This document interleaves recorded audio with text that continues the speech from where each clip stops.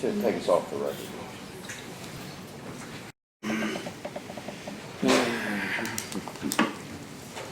All right, back on the record this afternoon after lunch in Commonwealth versus Shelby Shell. We're still in the prosecution's case in chief, so call your next witness, Mr. Lee. Yes, Your Honor. Commonwealth calls from the Kentucky State Police, Danny Caudle. Danny Caudle.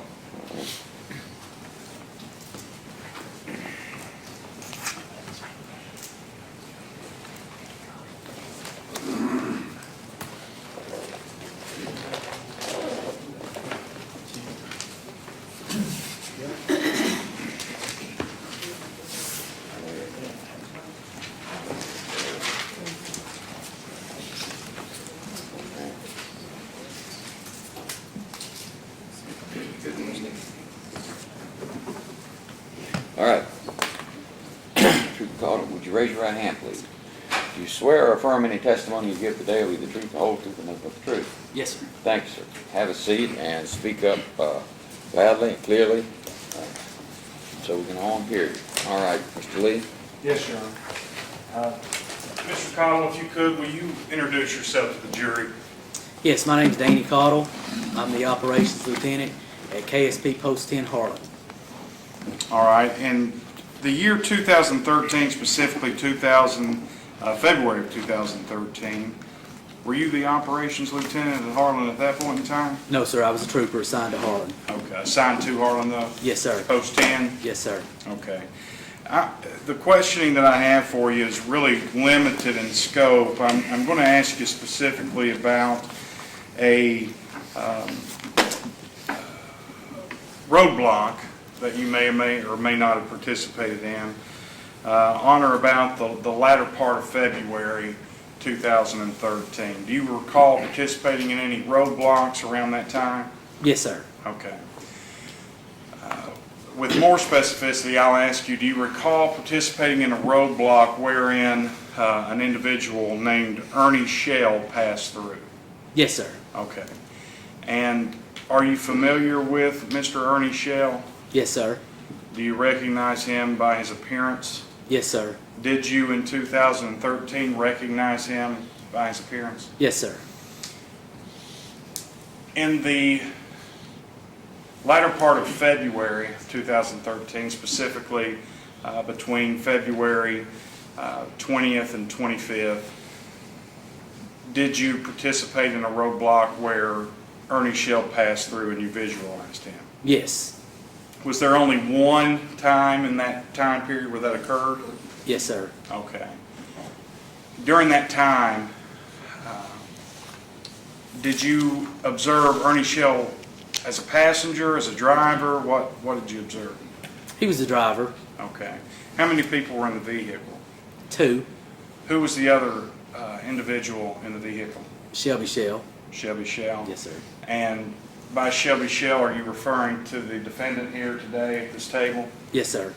So Ernie Shell and Shelby Shell passed through a roadblock of the Kentucky State Police that you participated in at the end of February 2013. Yes, sir. Okay. At any point in time were you ever asked whether or not such an incident had occurred by colleagues of yours with the Kentucky State Police? Yes, sir. And who would have asked you that? Detective Mike Cornick. Okay. Do you know in what regard, why was he asking you that information? He asked if Ernie and Shelby had came through the roadblock on that night, and I said yes. And then he went on to tell me that he had had contact with Ernie and about the conversation he had with Ernie. Okay. And that was it. Okay. And you did state that yes, you had seen them through that roadblock. Yes. Okay. I have no further questions. Okay. Any Pass the cross? witness. Any cross?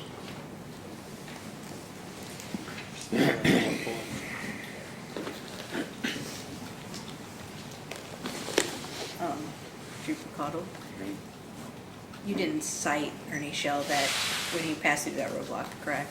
No, ma'am. And do you recall, was it on February 24th of 2013, or I don't recall the exact date. do you recall when you spoke with Detective Cornett about the roadblock? It was the next day maybe, following the road check.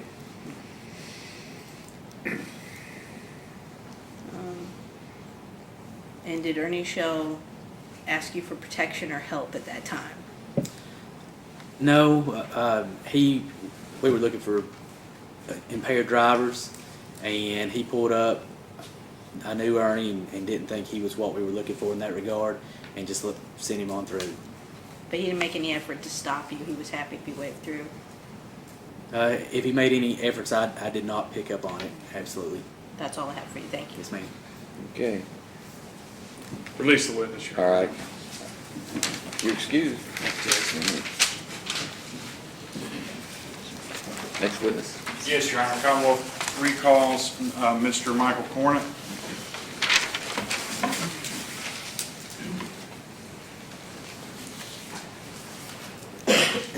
All right, Mr. Corn, you're still under oath. Yes, sir, Your Honor.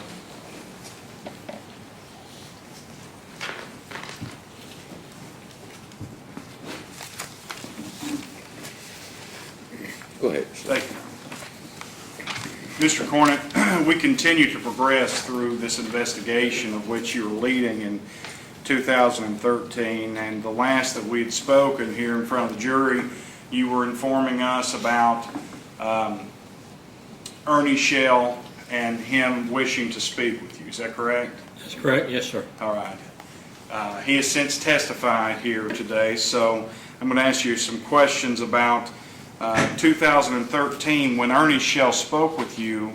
What stuck out to you as what was occurring as he's telling you these things that he wanted to inform you of? Can you walk me through your experience with that interview? Some of the things he was talking about, the main thing that struck me as the information he was providing was pertinent was the zip ties. At that time, I hadn't really discussed the crime scene with anybody, hadn't made any of my written reports, but through my years of investigation, you always keep something to yourself. That way, if a witness comes forward, and if they have information that you've kept to yourself and not put out, that kind of adds validity to their information they're providing. I had never made any emphasis or told anyone about the zip ties that I saw at the scene, and when he had particularly mentioned the zip ties being broken, that led me to believe that he had pertinent information that may be truthful. Part of also trying to,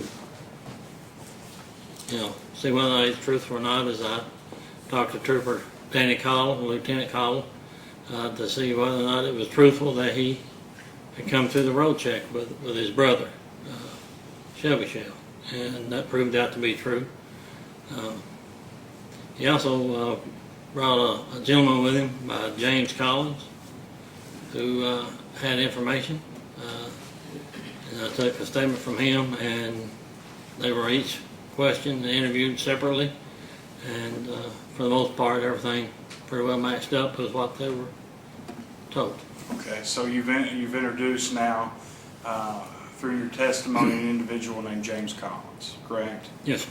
The first time you spoke with James Collins concerning this investigation, when was that? That was on the, I think the 25th, Okay. shortly after I interviewed Ernie Shell. Okay, so give me a distance in time between talking to Ernie Shell and talking to James Collins. Do you recall about how long this took place? We've been on 10 minutes, 15 minutes. 10 minutes. They both came together. They came, where do they come to? Came to the Kentucky State Police, Post 10 in Harlan. They came together. All right. And is it true that you had stated previously concerning Ernie Shell coming, that you had actually arrived there from your house because this was the early hours of the morning? Yes, sir. Okay. So what time are we talking about here? After midnight, around between midnight, I arrived shortly after midnight. The interviews started taking place around 1 o'clock, so I don't have the exact time written down here. It will be on the actual cassette itself, but it's been somewhere between 1 and 2 in the morning. Okay. So Of the two, Ernie Shell and James Collins, with whom did you speak first? Ernie Shell. Ernie Shell? Okay. And when notified that James Collins wished to speak with you, did you at that point in time want to speak with him? Yes, sir. Did you do so? I did. I took a recorded statement. Okay. I have no further questions at this time. Anthony Cross.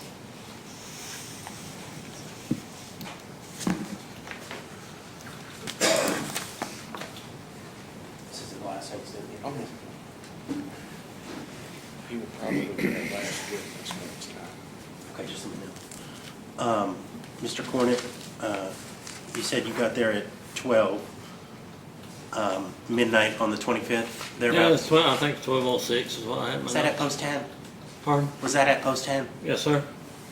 Okay, but you had actually been notified from, I guess, then Sheriff Marvin Litford Yeah, he called me at home. at his home or at your home? My house. Called me at my house. Okay. And that is, Sheriff Marvin Litford at the time was the star of a show, Kentucky Justice. I don't know if it was at the time, but he did have a show, Kentucky Justice, but I don't know what time frame of the show was.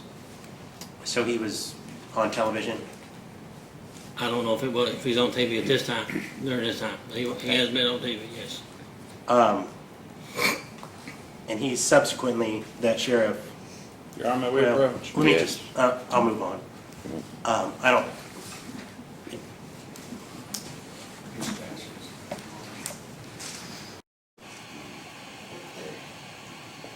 I make my objection for relevance, I make my objection for probative value, far exceeded on. To the TV question? For the path that it would appear that he's going down. I'm gonna stop the path. Okay. I'm gonna go down. Yeah, no more about TV shows and that kind of Okay. thing. Yeah, it's just Which is irrelevant here. sustained, it's not relevant. Thank you. Okay, all right.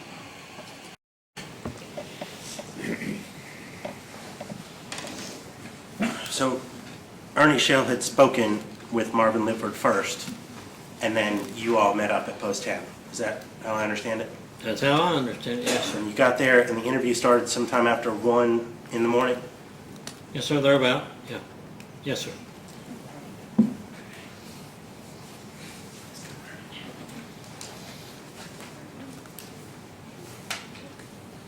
Got more questions, but I'm gonna ask them later, so we can move on.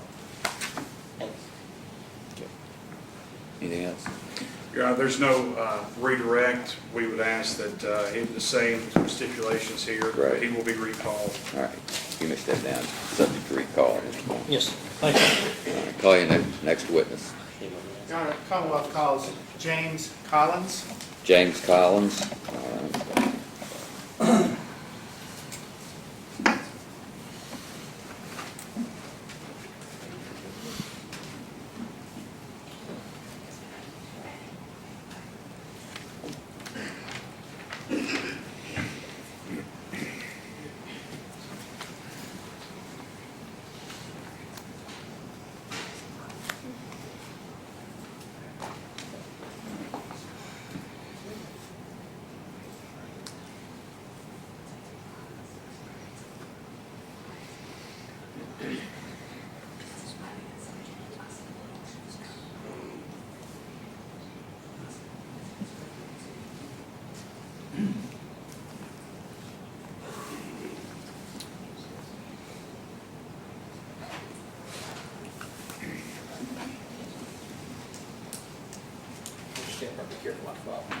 Mr. Collins, would you raise your right hand, please?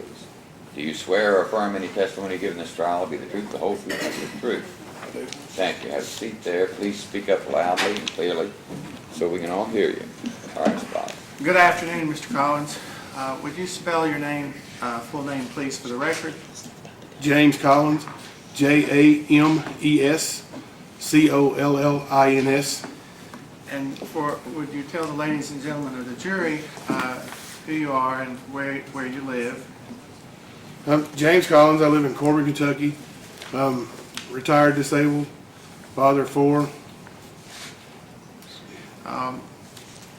You recall back in February 2013 coming into some information from Defendant Shelby Shell. Yes, sir. Would you, would you tell the ladies and gentlemen of the jury how you knew Shelby Shell? Yes, I actually know his brother, Ernie Shell. We met several years before that. Probably I've known Ernie probably 15 years. We met actually pro wrestling. We both were pro wrestlers. Then we started promoting MMA events, some together, some as I would help him, he would help me. We formed a friendship over the years, and that's how I met his brother Shelby. Is Ernie introduced us. Shelby had fought on one of my events a long time ago, probably in the early 2000s. But I don't even recall.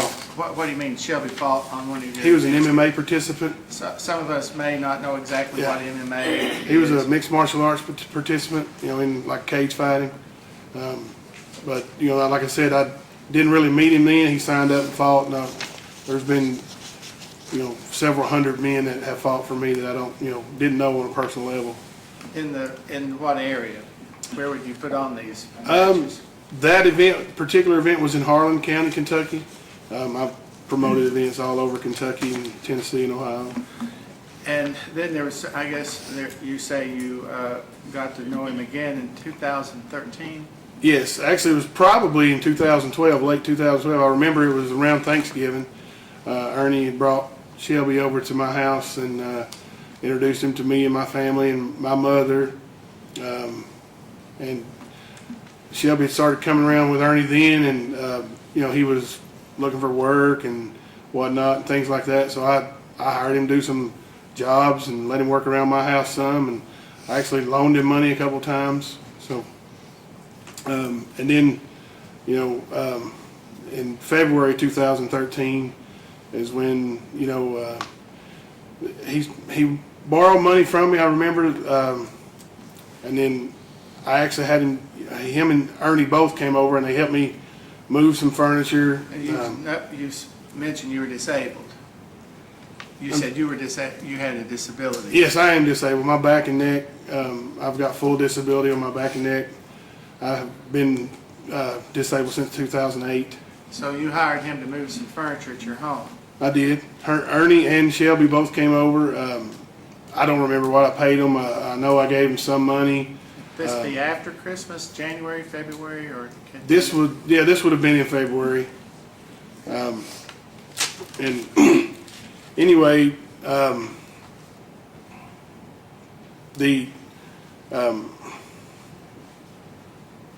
he was. Lost my train of thought. I'd asked you about moving, and then we started talking about that you needed him to help move because you were disabled, and so he helped you. I think you said he helped you move in February. He did. Well, yeah. And anyway, they helped us move furniture. The reason why that's relevant here is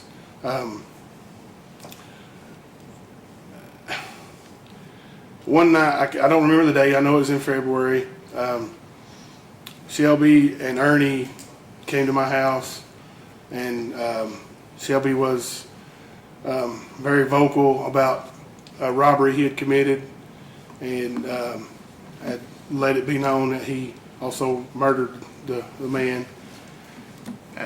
Before we get into that, and let me ask you, during the time that he helped move at your house, were there any, did you have anything go missing? Yes, and that's what I was going to tell you with this.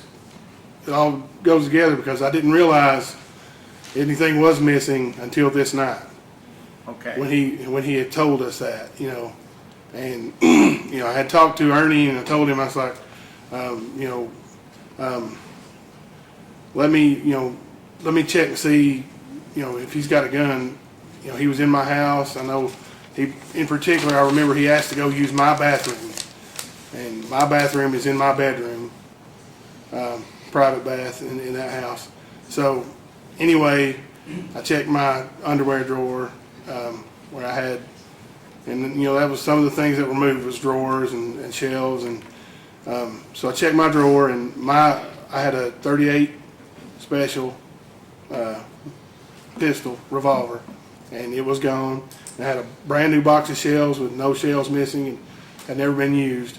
I bought at Walmart, Hollow Point, 38 special shells. And those were missing? Those were missing And too, you the entire discovered box. that, when did you discover that? I discovered that after talking to Ernie, and Ernie had told me that he thought his brother had robbed a man who in Everett that was mayor, former mayor. Did you have the occasion there in February to talk with Shelby Shell in your home? I did. He was at my house several times, but the night we talked about that particular thing, he and Ernie had come by, and it was in the evening. It was probably late February, mid to late February. Anyway, Ernie and Shelby came in. We went down to the basement. We talked, and Ernie was talking. Shelby was talking. Shelby had said that he was looking to get some money. Asked me if I knew anybody he could rob, and at this point he's openly discussing robbing people, and I know now that my gun's missing, and I'm in fear. So I told him I don't know anybody that that has that kind of money that he specifically said I need to hit a big lick. So I don't know anybody that. Is that his terminology you used? Hit a big Yes, lick? I need to hit a big lick. Said he had child support payments and other things that he needed to pay. Had you ever loaned him any money for child support? I had loaned him money before, yes. $70, I think, was a week before that. Did he pay you back? Not yet. Did he talk much about the situation there in Everett, the robbery in Everett? Yes, he went into some detail that night. He was, he said that he went to the man's house. He said he knew the man growing up, knew he was rich, owned some apartments, ran some apartments, something. Said that he said the man was gay, and that he could get into his house, got into his house by telling he was, there to have sex with him, sexual intercourse, and that's how he gained entrance into the man's home, is that he led him to think they were going to have sex with each other. Did he describe anything that he took or that he was able to get at the house, or was it a successful robbery, or what did he tell you about it? Well, he told me that, the man, he was naked, and that once he got him naked, he began to rob him, and it got physical. He said he tied him up with zip ties. He said the man was too strong and he broke free. So then he duct taped him. He said he stuck duct tape in his mouth and duct taped his mouth shut and his nose shut. He said he even tried to kill him that way, and the guy was just too strong and fought through, and that he ended up grabbing a pillow, putting it over his head and shooting him. He did say that he tried to sell me things that he robbed, that he got in the robbery. He tried to sell me things early in the week. I didn't know they were Before he talked about the before he robbery. talked about a murder. Yes. What type of things did he try to sell you earlier before he told you? He brought a ring by, and it had been smashed with a hammer. He had a jar of old wheat pennies. There may have been other old money in it, but I know it was pretty much full of wheat pennies, old pennies, from the early 1900s. Like a glass jar, a mason jar or something? Yes, I think it was a mason jar. It was a big glass jar, probably 12 inches tall, and it was completely full of old money. And he asked me what I'd give him for it, and I told him, that it's worth 1 penny a piece to me. I'm not a money collector, and I couldn't do anything with it other than take it to the bank. So he kept that, and he tried to sell it to somebody else, and I told him I didn't need the ring or any jewelry that Could you didn't mangle. describe the ring a little bit more in detail? It was mangled. I couldn't tell you anything about it other than it was beaten up. He told me he took a hammer to it and tried to make it to where it couldn't be identified. Did you buy anything from him? I did not. Why? I didn't want to buy anything stolen from someone in a robbery. Were you concerned? Oh yeah, I was very concerned. You know, I've got 4 children, and you know, at that time, 4 years ago, my oldest would have been 11, and my youngest would have been 5. So, you know, I've got four young children, and my elderly mother, who's passed on now, living in the house with me. I was very fearful. Do you recall anything else that he said that night when, and who was there? You was there, you were there, Shelby Shell was there, and his brother Ernie Shell was there and too. you all were down in the basement. Yeah. Ernie had apparently been to Harlan with Shelby that day in their vehicle, one of their vehicles, I don't know. And they stopped by your house. And they came by my house on the way home. Shelby lived in Madison County, and I guess Ernie was going to take him home. And you lived, this was in Corbin. I lived in Corbin. Did he seem to be acting strange or anything from the times you'd seen him before? Shelby acting strange? No, not. I mean, he wasn't really. He was just matter of fact, and I mean, it was almost unreal that he, you know, there wasn't any remorse. It was just like he'd been to work or something, you know, like it was just another day for him.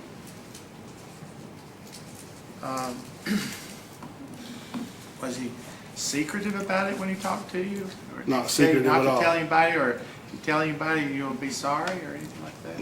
No, not secretive at all. He asked me bluntly if I knew anybody else he could rob. He wasn't, you know, he had no fear or no remorse. And, you know, I talked to Ernie after they left, and, you know, so we've got to do something. And Ernie was, you know, wanting to get out of his presence as well, and we were going to go to Harlan that night and talk to the police. Did he say anything about his brother Ernie? That any intentions or anything? Did he say anything about Ernie in your presence that night or later?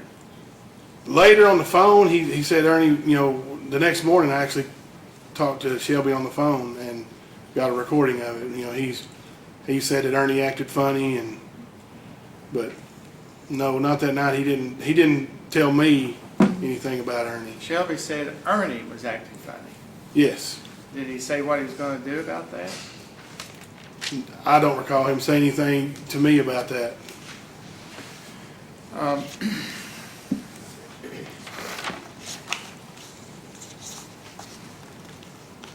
So you talked to Ernie and you all were concerned. Is that what you're telling the jury? Yes, we were definitely concerned, and Ernie returned to my house later that night, and we discussed it and everything, and we went to Harlan County. We left Corbin, went to Harlan County, and That met night? with That yes, very night? Yes, sir. Very night after he was there telling you what he'd done? Yes, sir. And we met with Detective Cornett and Detective Cornett here. yes, sir, Detective Cornett and it was the sheriff of Harlan County at that point. If you said his name, I'd know it. I can't remember his name. That's okay. It's We met with Detective Cornett yes, and with the sheriff of Harlan County. The sheriff of At the Harlan time, yes, both were present. you all had reached. Marvin Lipford. Yeah. And so, I didn't want to put words in your Right, I understand. And so, did you give a statement to Detective Cornett? I did.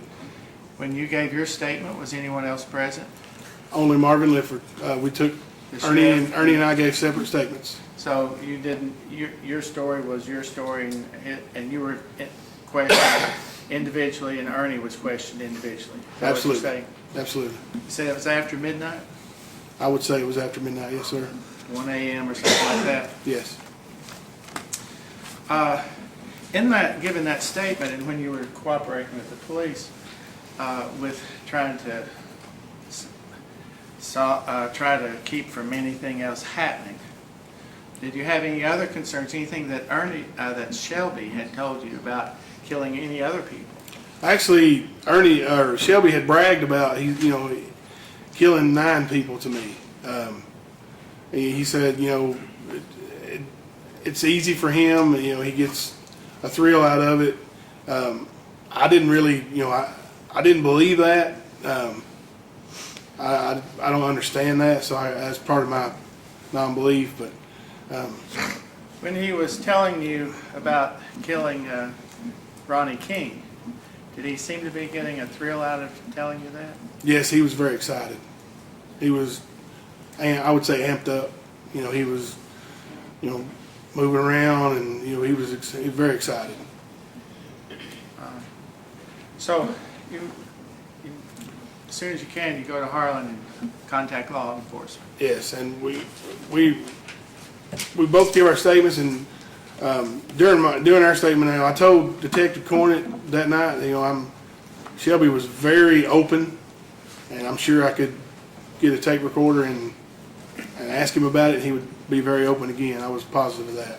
Did you get a tape recorder? Yes, sir. Did you tape Shelby Shell when he called you? Yes, sir. And did you give that conversation, that tape, and that recorder to Detective Cornett? Yes, sir. As soon as I hung up the phone with Shelby and the recording was complete, I called Detective Cornett and told him I had the tape, and Detective Cornett immediately came from Harlan through Corbin and picked up the cassette, him and another lady, a state trooper. Your Honor, if I may, I'm going to ask the evidence officer with the evidence to look in the evidence for the tape recorder and the recording.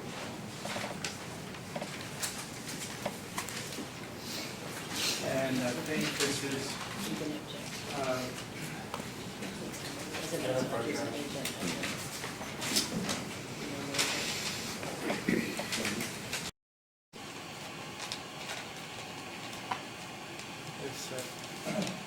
Do you have something? Just real quick, just wanted to renew my objection based on authentication, that the fact that this recording. We haven't gotten to authentication yet. I'd like to get there. We haven't gotten that far yet. Well, what I'm saying is, there is no call log that matches up with the length of this recording. I've heard your objection, I and just we've wanted to read at that that for the before, record. but they'll still have to identify, authenticate it some way, but that's not the only way to do it. No. What's the best way? And that was my objection, and that's my motion, so, Overruled. thank you. I'd ask them to present that, what you have in evidence, to the witness to see if he can recognize it and identify it.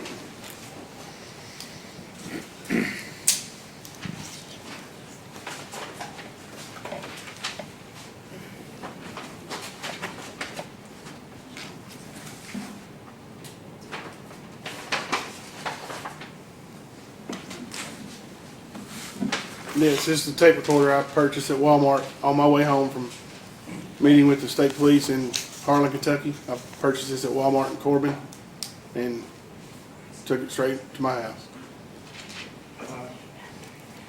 And is that, on that recording device, does that contain your conversation where Shelby Shell called you Yes, on your telephone?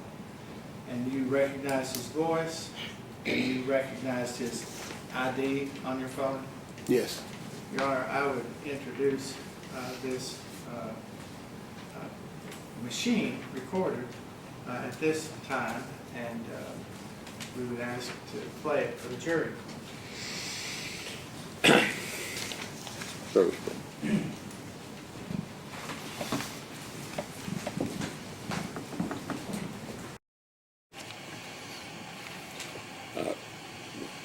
Given the nature of the objections that were posed earlier, and we had some hearing on it in Harlan earlier, I think it'd be appropriate to ask the jury to step out and listen to it and see if he can identify the voices on it before we go any further. Okay, so let's do it that way. All right. Correct. I'm back to that. Ladies and gentlemen, we're gonna have a a brief little proceeding off outside of your presence. So I'm going to let you step out for about 10 minutes while we do that. Some things we have to do outside the presence of the jury before we go any further. So please, same admonition as the board. Don't form any opinions or talk to anyone about any of this.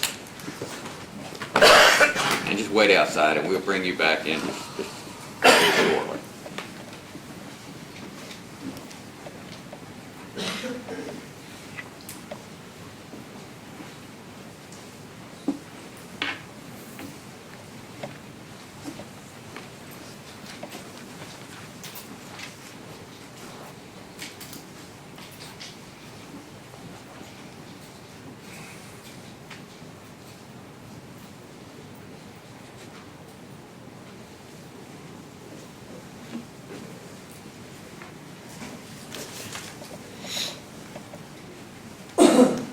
Okay, all right.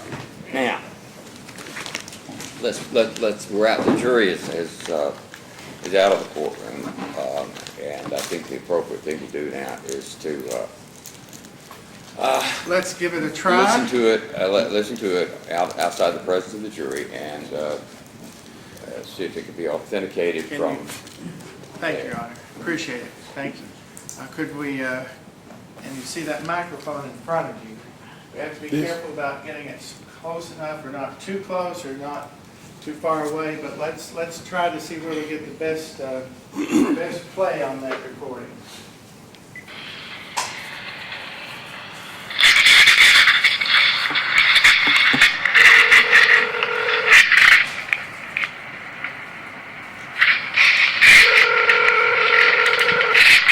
The phone's ringing and you're turning it on. Yes. Hello? Hey, bro. Hey, buddy. Buddy, I was kind of asleep, bro. You called a minute ago. I woke up. Okay. Hey, you all right, brother? Hey, you still got them pennies? Yeah. All right, cool. Everybody on stage? Yeah, bring them, man. I'll buy them. What do you want for them? The gas money, I need. All right.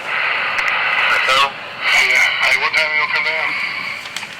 When I'm ready to get up, man, you need to start calling. You want me to give them up? You want me to give them a holler? Yeah. We holler at them, so they got to get me. Hey, let me ask you a question. What's up? Between me and you, Ernie called me last night, you know, after you guys left. He called me at 3 o'clock last night. Yeah, did you tell him that you went up there and killed old dude? Yeah, he knows it. Food and soda and everything. You hear me? Yeah. You hear me? He knows it. I told him, I said, Ernie, I won't trust you right here. You think I can trust you? Yeah. You think I can, Jim, for real? Yeah, he's your brother, man. He won't do nothing. You know what? He loves you, man. All he does is talk about Shelby Lou, you know? Hey, he told me last night, man. You hear me? At 3 o'clock. Man, I was fast as fucking sleep. You hear me? It's 3:40 something. He called me. And I was talking to him. And, man, he sounded like he really loves me. You know what? Yeah, he's worried about you, dude. He don't want you to kill nobody else, man. He don't, bro. He talks like he knows that guy, that King, man. Yeah. He did, he knows him, you hear me? Yeah. If you plan on taking him with you, man, is there any way you could do it and not kill nobody? Just like, you know, rob them and tie them up or something? And get out of there? That's what I told him. I said, I won't if you get some handcuffs for me. Yeah. If you get the handcuffs, that's the house before you get them. If you don't, I'm going to have to, you hear me? So if you get them handcuffs, then I can get some shit to tie them up with. You feel me? Man, sheets, rip it, strip. Yeah. But if you don't get the handcuffs, I took you a chance to buy them up. I never used that technical, never used that technical. Is that what you use on the right? I use it on my lot, bro. And zip ties, they break them up. They about six zip ties. You give me 6 of them. Ronnie King did? Yeah. They just break them left and right. I mean, 6 of fucking know that they talked to me how he done it.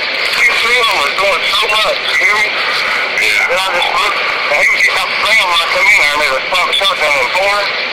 I just wanted to kick him out in the face. I said, you stupid son of a bitch. Then after that, I went looking for a hammer or something, you know what I'm saying? I could kill him real quiet with. Yeah.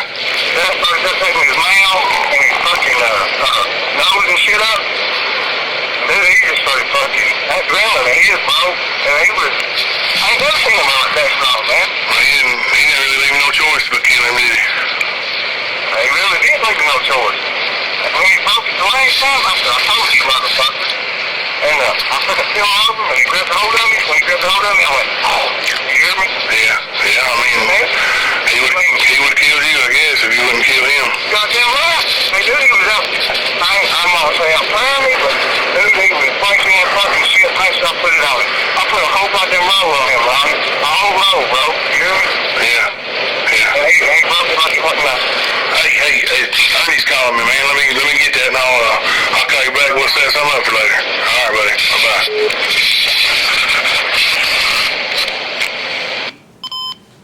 Is that the recording you made? That's it. Do you recognize that recording and that device? Yes. Did you recognize the number of the person that was calling you at the time? Yes. And who was that? Shelby Shell. And had you talked to Shelby Shell previously, and did you recognize his voice on that recording? Yes. Why did he call you? I had called him previously, trying to get him to talk about that. But I had had several phone calls with him over the several weeks. You know, like I said, I had him come in and do work at the house, and I loaned him money. My wife gave his wife a bag of makeup one night. But on the day, do you know the date of this recording? Are we gonna continue in front of the jury, I'm trying to lay the foundation to admit this as... He's laying the foundation for how he knows his voice and that kind of thing, so go ahead. At the time you made this recording, what was the date? I couldn't tell you the date. I know it was the day How after we close went was to it? Harlan. You went to Harlan. The morning after we went to Harlan. You went to Harlan on the 25th of February, Okay, so that would have been the next morning. 26th. Yes. Is this an accurate representation of your complete conversation with him that morning on the 26th of February, 2013? Yes. Your Honor, we move to introduce this as evidence in this case. How do you want to do this? Do you want to ask him questions now about the authentication, Ms. Karam, or you want to wait later until the jury comes in, or repeat this in front of the jury? I didn't want the jury hearing it until we got some foundation and some foundational evidence in the record. I think if the court just noted our objection, and then... Well, I think he's sufficiently authenticated under Rule 901. I think that's the rule. From my memory, I think that's the rule. So your objection's overruled. Right. Okay. Your Honor, I guess, I'd like for it to be, The objection's overruled. okay. All right. So let's bring. We're ready to bring the jury in then, and then you can move to introduce it. Move to introduce, thank you. Yes. Blood sugars get a little low. Hmm?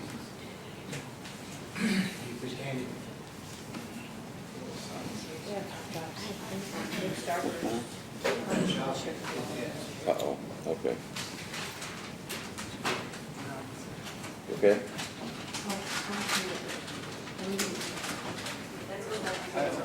Pretty warm in here. It is also.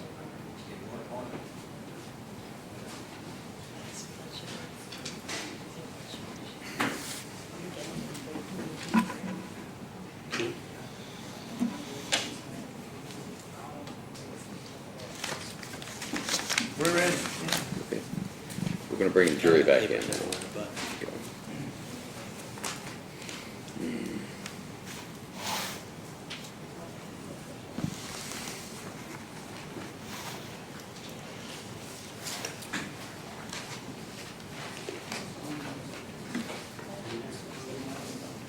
So the ruling is it's sufficient, it's authenticated and it's admissible as You hear it?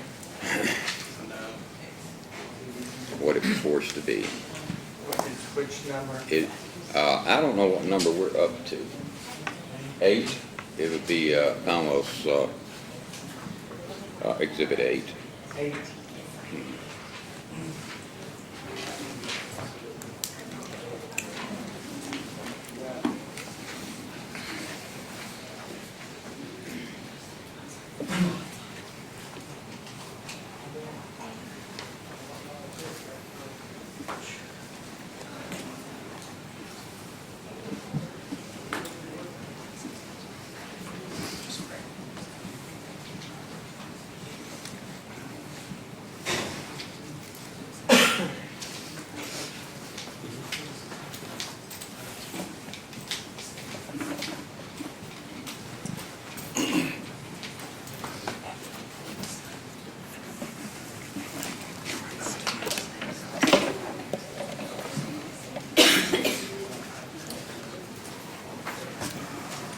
All right. Your Honor, Commonwealth would move to admit the recording and the recording device as Commonwealth's Exhibit 8. Sustained. Mr. Collins, this recording that you made, would you play it, please, for the jury? Yes. Have the volume and try to adjust it as best you can for the microphone so it's recorded into the record, please.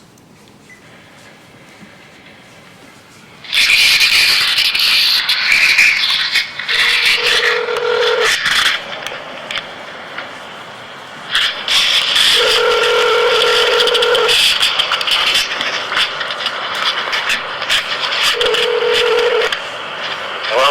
Hey, bro. What's up, buddy? Buddy, I was kind of asleep there. You called a minute ago when I woke up. Hi, buddy. Hey, you're all right, brother. Hey, you still got them pennies? Yeah. All right, cool. And bring them, Pete? Yeah, bring them, man. I'll buy them. What do you want for them? This gas money's all I need. All right. Let's go? Yeah. Hey, what time you gonna come down? I don't wait around you get out of bed. You need to start calling them. You want me to give them up? You want me to give them a holler? Yeah. He's hollering at him, so he got to come get me. Hey, let me ask you a question. What's up? Between me and you, Ernie called me last night, you know, after you guys left. He called me at 3 o'clock last night. Yeah. Did you tell him that you went up there and killed old dude? Yeah, he knows it. Through the soda and everything, you hear me? Yeah. The jury, they knows it. I told him, I said, Ernie, I won't trust you right here. You think I can trust you? Yeah. You think I can Jim for real? Yeah, he's your brother, man. He won't do nothing. You know what? He loves you, man. All he does is talk about Shelby Lee, you know? Hey, he told me last night, man. You hear me? At 3 o'clock. But I was fast as fucking sleep. You hear me? It's 3:40 something. He called me. And I was talking to him. And, man, he sounded like he really loves me. You know what? Yeah, he's worried about you, dude. He don't want you to kill nobody else, man. He don't, bro. He talks like he knows that guy, that king, man. Yeah. He did, he knew him, you hear me? Yeah. If you plan on taking him with you, man, is there any way you could do it and not kill nobody? Just like, you know, rob them and tie them up or something? And get out of there? That's what I told him. I said, I won't if you get the handcuffs for me. Yeah. If you get the handcuffs, that's the house before you get me. If you don't, I'm going to have to, you hear me? So if I can get them handcuffs, then I can get some shit to tie them up with. You feel me? Bed sheets, biscuit and strips. Yeah. But if you don't get the handcuffs, see, then I took you a chance to tie them up. I never use that taking more. Never using that taking more. Is that what you used on Ronnie? I used it on my locks, bro. And zip ties, he was made them like they broke six zip ties. You hear me? 6 of them. Yeah. Ronnie King.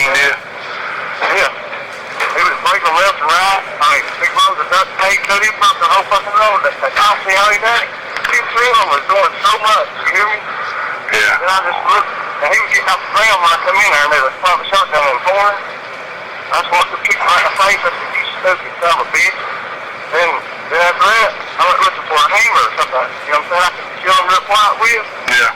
Then I started taking his mouth and his fucking nose and shit up. Dude, he just started fucking that adrenaline in his, bro. And he was, I ain't never seen him like that strong, man. Well, he didn't really leave no choice but kill him, did he? He really didn't leave no choice. And when he broke it the last time, I said, I told you, motherfucker. And I took a film of him, and he grabbed a hold of me. When he grabbed a hold of me, I went, oh, you hear me? Yeah, I mean, he would have killed you, I guess, if you wouldn't kill him. Goddamn right. Hey, dude, he was out, I'm gonna say out front of me, but dude, he was fighting that fucking shit, I put it on him. I put a whole goddamn roll on him, Ronnie. A whole roll, bro. You hear me? Yeah. And he broke it like it wasn't nothing. Hey, Ernie's calling me, man. Let me get that, and I'll call you back. We'll set something up for later. All right, buddy. Bye-bye.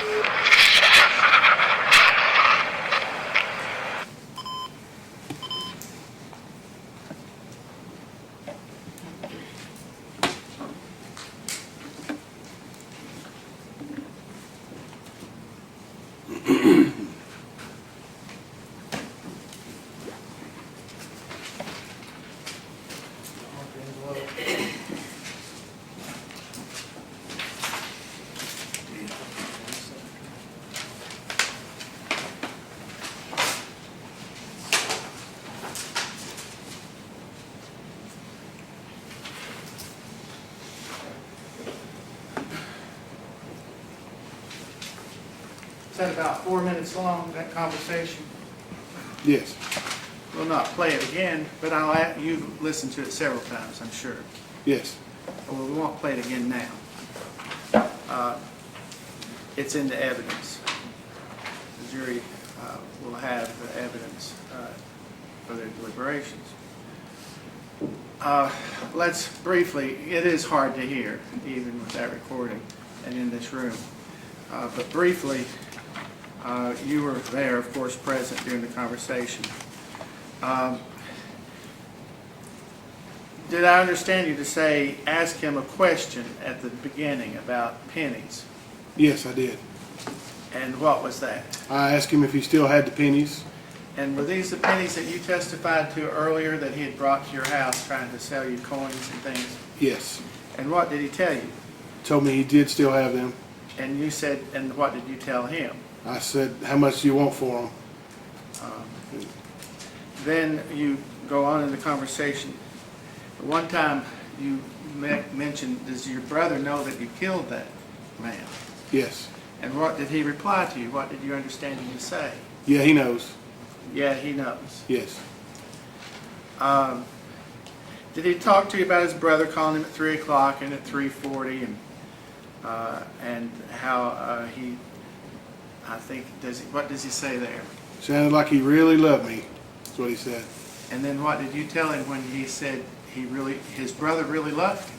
What did you tell him? I told him he does really love him. He's worried about him. Anything else? And, you know, all he talks about is Shelby Lee.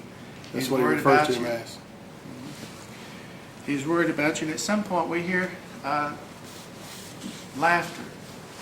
You recall what that was about? It was about him killing the guy. You know, he responded with laughter. Yeah. There was a cough behind me. I didn't quite catch the laugh at the time. But He was describing what he did and just laughed. What was this about handcuffs? He talks about wanting you to get him some handcuffs. Well, he was actually wanting Ernie to get him handcuffs. Ernie's a fugitive recovery agent, or he was at that point. At some point, he has. Is that like Dog, the bounty man that goes out and finds people? A bounty hunter, yes, sir. Takes them back. We don't do that in Kentucky because we don't have that kind of bondsman. True. In certain states, they find them to go their bond, like Dog. Ernie was a licensed bondsman in Tennessee. So is that he wanted handcuffs? What did he want with handcuffs? Well, he said, you know, in the phone call, I told him, if you're going to take Ernie with you, can you not kill him? Just tie him up. And he said, yeah, if Ernie will give me the handcuffs. He said, I told him, if you give me the handcuffs, I won't have to kill nobody. Then I can handcuff him and tie him up. Ernie knew his brother, he wouldn't get in handcuffs. He would not give him the handcuffs. What was the problem? Did he tell you about why he needed handcuffs?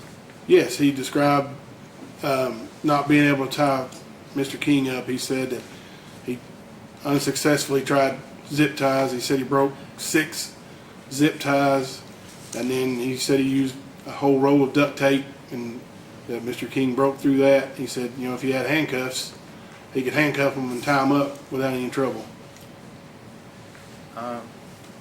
I could hear one thing very clearly when he says, "You stupid son of a bitch." What was that about? He was describing the crime scene, and he had left the room, I guess, and he said when I walked back in, and he was on his hands and knees. Is this when he left the room to go get a hammer, he said? Yes, he was going to try to find something to kill him with quietly. That's what he said on the tape. So he comes back in And he said I think he said there's a shotgun in the floor, and he saw Mr. King on his hands and knees, and he said, "You stupid SOB," and kicked him in the face.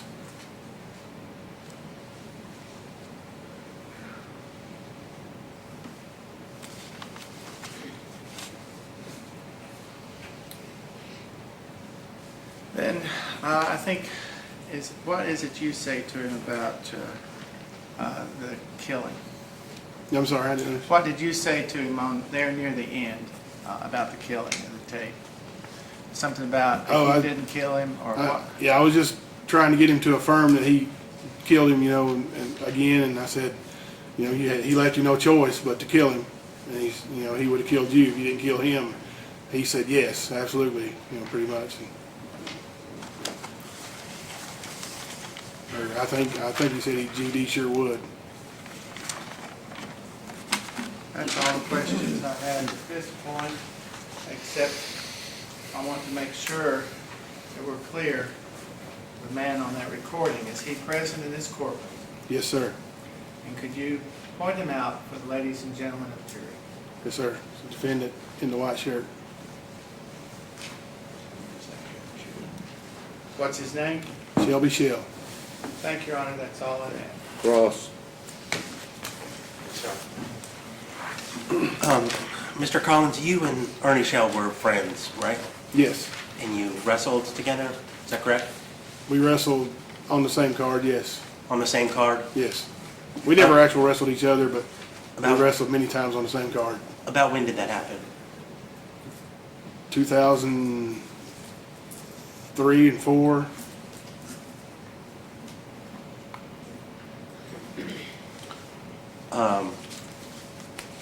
And in 2013, February of 2013, your phone number was 606-309-0460, Yes. is that correct? Yes, sir.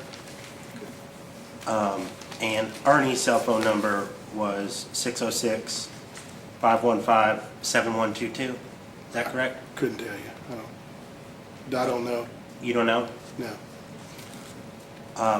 In fact, you and Ernie shared a cell phone plan, is that right? I don't think so. Okay. Ernie may have borrowed one of my kids' phones. I've had the same phone numbers for years. I could look at my phone right now and tell you if that's one of my kids' numbers. That's fine. So Ernie may have borrowed your kid's phone. Possibly, yes. He still does sometimes.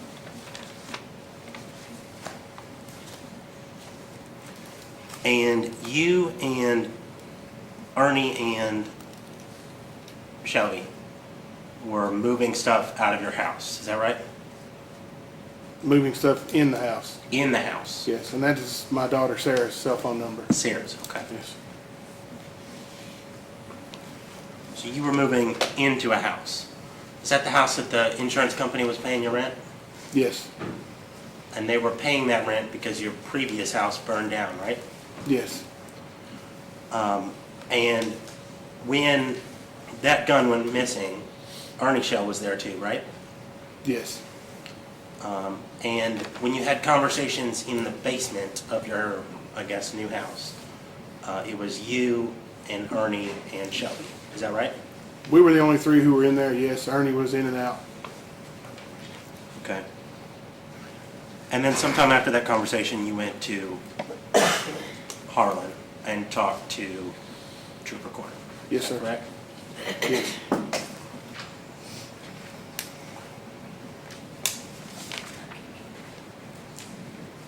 And did I hear you correctly say you talked to Sheriff Marvin Lifford?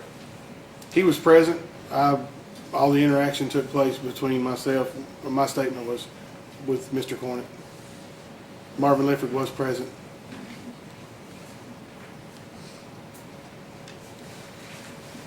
So in February of 2013, that 606-515-7122 number was a cell phone belonging to your daughter? Yes, And Ernie may have been using it? yes, Okay. Now, the police never searched your home, did they? no, sir. And they never took any one of these phones that I've been talking about? No, sir. And they didn't tow your car, did they? No, sir. That's all the questions I have. Any redirect? No, Your Honor. All right. Witness excused? Of course, he may be recalled for rebuttal All right. at some point. You may step down. You need to stick around. You may be recalled. All right, thank you.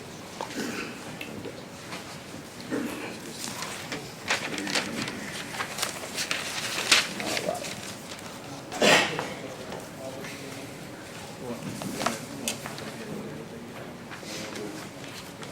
Y'all come with cause Michael Cornett. All right.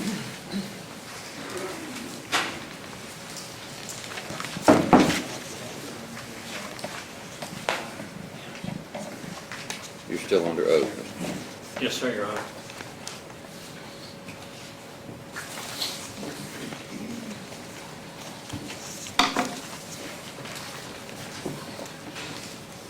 Can I proceed, Your Yeah. Honor? Thank you. Mr. Cornett, again, we're picking back up with your investigation in February of 2013 with concerning the death, murder, in fact, of Ronnie King, okay? Previously, from the stand, you had informed us that you had spoken to two individuals, Ernie Shell and then later James Collins. Is that correct? Yes, sir. Now,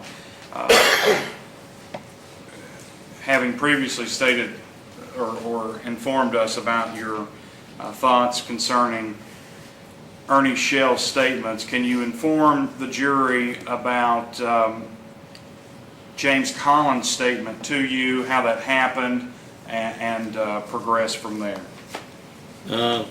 They came, like I said earlier, they came to State Police Post 10, provided recorder statements. They were individually questioned out of the presence of the other. After I got the information that they had to provide, I allowed them to get in their car and leave. At that time, I contacted State Police Post 7. I asked them to send a trooper to get a physical description of the house, mileage to the house from a certain point, description of the vehicle. That way I could get, based on the information that Ernie Shell and James Collins have provided, I was going to get the information about the resident stuff to obtain a search warrant in an attempt to search Shelby Shell's residence in Berea. Spent the rest of the night typing up a search warrant, talking to the trooper who would give me the information I requested. At that time, Sergeant Jackie Pickrell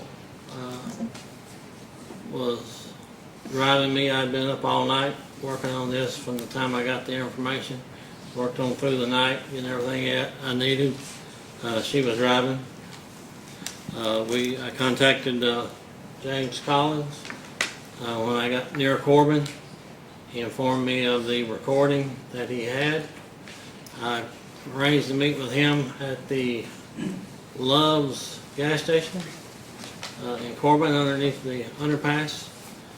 Met with him, listened to the recording. He turned over the digital recording device to me.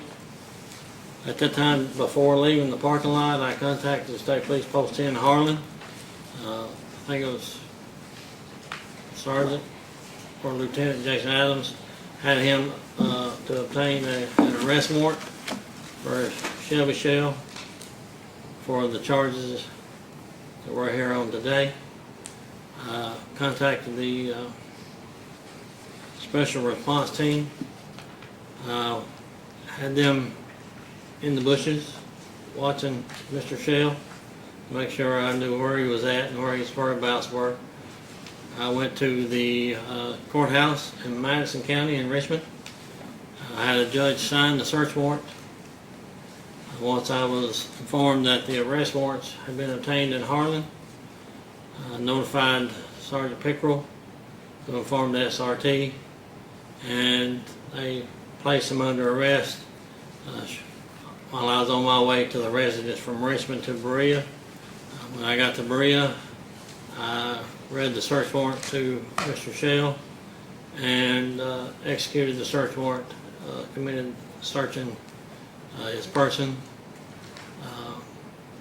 his car, and his residence. Okay, so we've been talking for a couple of days now about actions that you've undertaken throughout the course of this investigation. Can you tell us from the time way back when yesterday you were telling us that you had arrived at the scene of the crime in Harlan County, Kentucky, to Ronnie King's residence, to the time when you're headed to Richmond and Berea to do what you just stated that you've done? How long has that taken? I got the call, I think, on the 18th and went to Shelby Shell's residence on the 25th. So what is that? 8 days, 7, 8 days? 7, 8 days. Okay. So then let me ask you this question. From the time you get the information or speak to Ernie Shell and then subsequently James Collins, how long from those points until the end of what you just stated right there with your presence in Berea, Kentucky? It had been hours. Hours. Hours. Okay. Did the course of your investigation change when you were informed of the statements of, well, first the statement of Ernie Shell, Yes. and subsequent to that, what about James Collins? Yes, sir. Okay. Now, when you first talked to those two individuals, did the recording that was just played here earlier between James Collins and Shelby Shell, did that exist? No, it did not. Okay. Can you tell me how that occurred, when that happened? Because earlier you were talking about speaking to individually Ernie Shell and then James Collins, and then later we have a recording. How did that come about? Mr. Collins asked if I had a recording device that he could use, that he thought he could get a recorded phone call of Shelby Shell talking about the incident. I told him I didn't have one. He took it upon his own to stop at Walmart, I think he testified to in Corbin, and obtained made the recording of the conversation, and then made that available to me on the 25th of February. Now, when he handed you the recording, did you listen to it? I did, yes sir. I listened to it in the parking lot with Mr. Collins present, so he could tell me who he was talking to. Okay. And how did that affect your investigation? Listening to that recording between James Collins and Shelby Shell? It led me to the conclusion that Shelby Shell had murdered Ronnie King, at which time I directed personnel in Harlan to obtain arrest warrants for that charge. Was it just the recording of Shelby Shell that led you to that conclusion? No, sir. The information provided by Ernie Shell and Mr. Collins, along with the recording. Okay. The recording and the two statements from Ernie Shell and James Collins, in your opinion, did they interact with one another? You mean, do they have the same? I'm asking you if they had any relationship to each other. I'm not stating did they, anything other than, did they have some type of context with one another? They were basically the same. The stories were the same, told separately. Okay. So the story told to you by Ernie Shell, you're stating was basically the same as the story told by you by James Collins? Yes, sir. And are you subsequent to that stating that the story told in the conversation between James Collins and the defendant, Shelby Shell, did that match up with what had been told to you by Ernie Shell and James Collins? Yes, the recorded phone call corroborated both of their statements. Okay. Okay.